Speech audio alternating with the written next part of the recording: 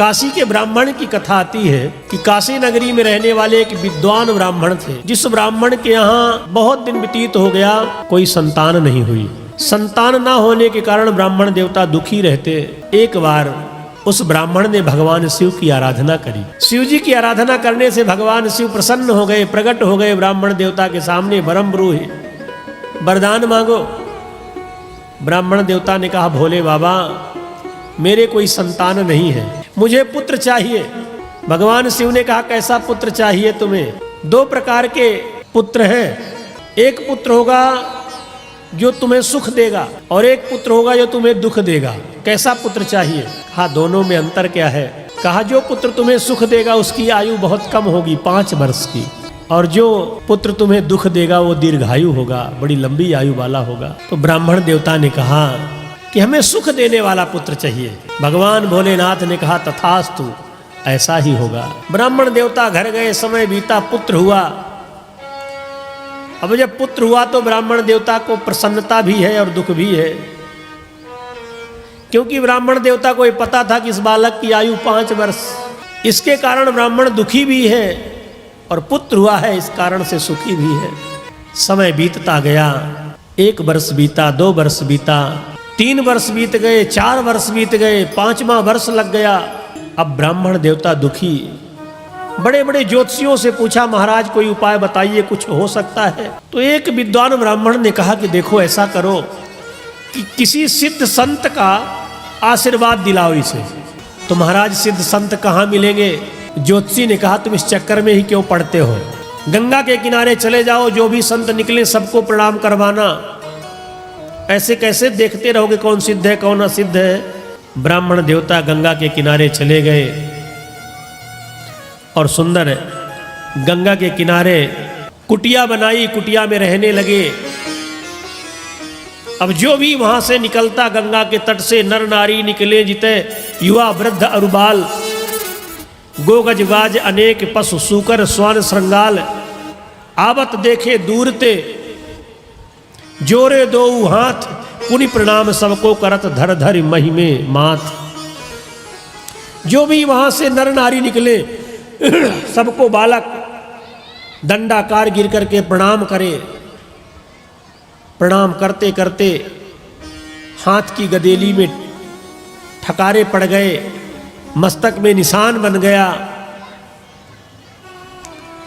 जब बालक की आयु में रहे 3 दिन शेष, ऐसे करते करते बालक की आयु व्यतीत हो गई। जब बालक की आयु में रहे 3 दिन शेष, बड़े भागते तेहिमग सप्तऋषि कियो प्रवेश। जब उस बालक की आयु में 3 दिन बचे, तब वहां से सप्तर्षियों का आगमन हुआ। सप्तर्षि निकले और जैसे सप्तर्षि लोग निकले, मुनि मंडल को महिमे पढ़ के दुज बालक दंड प्रणाम किया। चिरजीवी भव, चिरजीवी भव, ऋषियों ने आशीर्वाद दिया। मुनि मंडल को महिमे पढ़ के दुज बालक दंड प्रणाम किया। चिरजीवी भव, चिरजीवी भव, ऋषियों ने आशीर्वाद दिया। जैसे बालक ने सप्तर्षियों को देखा, भूइष्ठ दंडाकार पढ़ करके प्रणाम किया। सप्तर्षियों ने कहा, चिरंजीवी भव, चिरंजीवी भव, चिरंजीवी भव। और जैसे ऋषियों ने प्रणाम किया, ऋषियों ने आशीर्वाद दिया, तो कर जोर पिता बोला किम होंगे, बचन आपके सत्य कहे, इस दीन अभागे बालक के आयु में शेष दिन 3 रहे। इस दीन अभागे बालक के आयु में शेष दिन 3 रहे। करजोर पिता, पिताजी हाथ जोड़कर खड़े हुए, कहा महाराज जिस बालक को आपने चिरंजीवी भाव का आशीर्वाद दिया है इसकी आयु में सिर्फ 3 दिन है। अब ऋषि एक दूसरे का मुंह देखने लगे, अब क्या होगा, हम लोगों ने तुझे चिरंजीवी भाव का आशीर्वाद दे दिया। उस बालक के पिता ने कहा अब क्या होगा आप जानो। ऋषियों ने सोचा हमारी वाणी झूठी हो जाएगी, कुछ समझ नहीं आया तो महात्माओं ने कहा कि तुम तो इस बालक को मेरे पास छोड़ दो और तुम जाओ। पिताजी इस बालक को, अरे बालक प्रदान कीन हो करके कठिन हिया, ऋषियों ने क्या किया मुनियों ने क्या किया। बालक प्रदान कीन हो करके कठिन हिया, कठिन हृदय करके पिता ने बालक को ऋषियों के चरणों में सौंप दिया। ब्राह्मण देवता घर चले गए। महात्माओं ने सोचा अब क्या करें, तो महात्मा लोग उस बालक को लेकर के ब्रह्मा जी के यहाँ गए, ब्रह्मलोक पहुंचे। ब्रह्मलोक में जाकर के ब्रह्मा जी को साष्टांग प्रणाम किया ऋषियों ने, तब पीछे उस बालक ने भी प्रणाम किया। ब्रह्मा जी ने चारों मुख से कहा चिरंजीवी भव चिरंजीवी भव चिरंजीवी भव। सुनि ब्रह्म बचन हंस के मुन मंडली चली, चलो अपनी बला टली, चलो अपनी बला टली। जैसे ब्रह्मा जी ने चिरंजीवी भाव का आशीर्वाद दिया, महात्माओं ने कहा चलो अपनी बला तो टली, अब जाने ब्रह्मा जी। कहा क्यों, क्या बात है।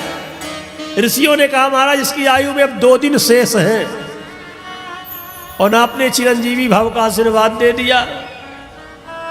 ब्रह्मा जी ने कहा हम तो फंस गए। ऋषियों ने कहा ऐसे कल हम भी फंस गए थे आशीर्वाद देके। ब्रह्मा जी ने सोचा कि अब कुछ तो करना पड़ेगा। ब्रह्मा ने चारों मुख से चिरंजीव कह दिया। तो ब्रह्मा जी ने कहा कोई बात नहीं। ब्रह्मा जी महाराज ऋषियों को उस बालक को लेकर के कैलाश पहुंच गए। भगवान शिव के धाम पहुंच गए। सवेरे सवेरे कैलाश में पहुंचे हैं भगवान शिव। मृगचर्म बाघांबर बिछाकर के उसी में बैठे हुए थे। उसी समय जाकर के ऋषियों ने प्रणाम किया। ऋषियों के प्रणाम के बाद ब्रह्मा ने प्रणाम किया, फिर ऋषियों ने प्रणाम किया, फिर ता पीछे उस बालक ने भी प्रणाम किया। और ब्रह्मा जी मारे भगवान शंकर ने आशीर्वाद दिया। शिव ने विनीत हंस के मुख पंच से कहो, शिव ने विनीत हंस के मुख पंच से कहो, चिरजीवी सुत रहो, चिरजीवी सुत रहो। ब्रह्मा का भार भोले, ब्रह्मा का भार भोले, ब्रह्मा का भार भोले, बाबा ने ले लिया। ऋषियों ने क्या किया, मुनियों ने क्या किया। पांचों मुख से भगवान भोलेनाथ ने कहा चिरंजीवी भव, चिरंजीवी भव। ब्रह्मा जी सारे ऋषि महात्मा एक दूसरे का मुख देखने लगे। ब्रह्मा जी ने सोचा चलो हमारी भी बला टली, अब जाने शंकर जी। कहा भोले बाबा अब क्या होगा। कहा क्या क्या बात है। कहा जिसे आप चिरंजीवी भाव का आशीर्वाद दे रहे हो इसकी आयु में 1 दिन शेष है। 1 दिन। कहा किसका बालक है। कहा काशी के उस विद्वान ब्राह्मण का बालक है। तो कहा तो मेरे ही आशीर्वाद से पैदा हुआ है। कहा तब तो बड़ी अच्छी बात है, आपके आशीर्वाद से पैदा हुआ तो आप जानो। भगवान भोले बाबा ने कहा इसे तो मेरे पास छोड़ दो, मैं निपटूंगा। भोले बाबा के पास इस बालक को छोड़ दिया। ब्रह्मा जी भी चले गए, सप्तर्षि भी। भोले बाबा ने कहा, बेटा तुम ओम नमः शिवाय का इस पंचाक्षर मंत्र का जप करो। जहां पर शिवलिंग विराजमान था, उस शिवलिंग के पास बैठ करके बालक सुंदर बेल पत्री चढ़ाते हुए और इसी मंत्र का जप करने लगा।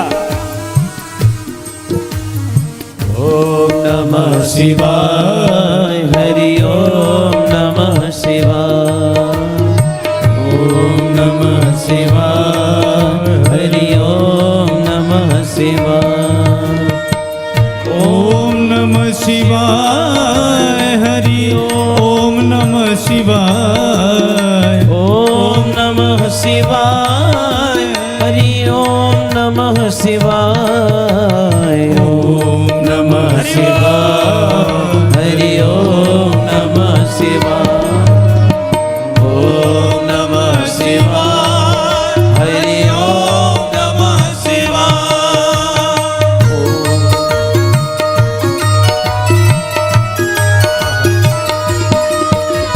प्रेम से गाइए, बालक इसी मंत्र का जप कर रहा है।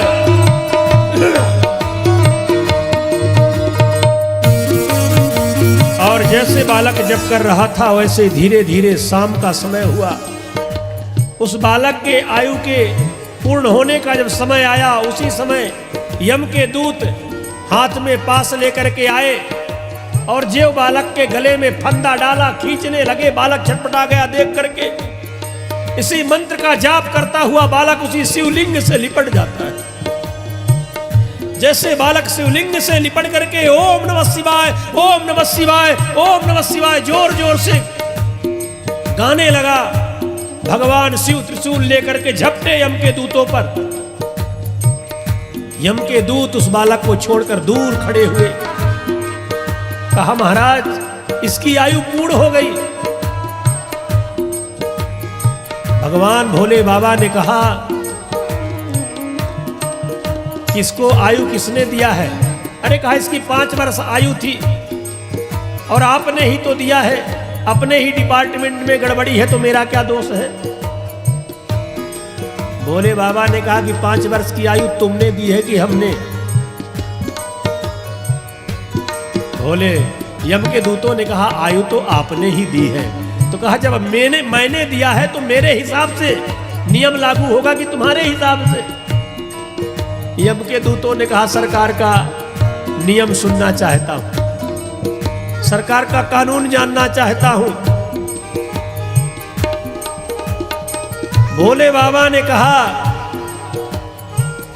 कि जब ब्रह्मा की आयु में बीतत कल्प अनेक,